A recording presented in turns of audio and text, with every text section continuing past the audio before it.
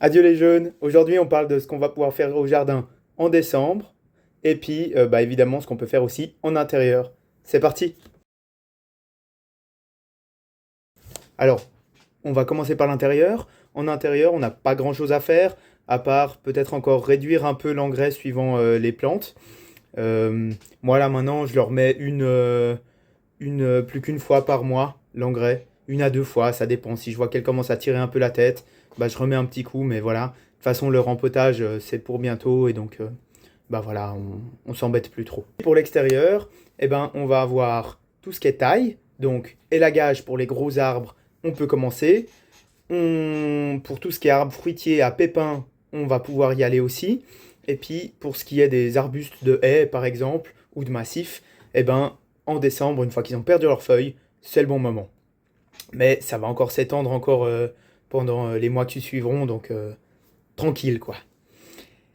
Autrement, eh ben, la plantation, c'est toujours valable. D'ailleurs, il y a beaucoup de choses qui étaient valables en novembre qui seront valables en décembre, mais je ne vais pas les redire simplement. Sinon, eh ben, le mois de décembre, pour ceux qui habitent en maison, c'est un mois où parfois on peut faire des petits feux. Et puis, au lieu de jeter cette cendre, moi je vous propose de la revaloriser en la mettant dans votre jardin, à coût d'une poignée par mètre carré. Ça peut être bien, ça apportera de la potasse à votre sol, ce qui est important pour la pousse des plantes après. Maintenant, pour ce qui est du potager, alors bah, c'est le mois de décembre, donc on est tranquille. On va pouvoir préparer des zones de culture en mettant du carton et autres dessus, comme on avait déjà pu faire au mois de novembre. Mais on peut aussi commencer à semer des fèves, par exemple. C'est le bon moment. Il me semble que l'ail, c'est aussi le bon moment au mois de décembre. Et puis, on peut encore continuer jusqu'en janvier. Voilà. Après, sinon, c'est assez tranquille. Préparez déjà vos plans pour la plantation future. Ça peut être bien.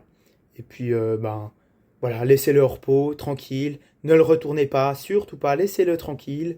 À la limite, passez un coup de grelinette si vraiment vous avez envie d'aérer votre sol ou qu'il y a besoin. Mais sinon, laissez-le tranquille et laissez la vie faire en mettant un paillage dessus qui sera décomposé par la vie du sol.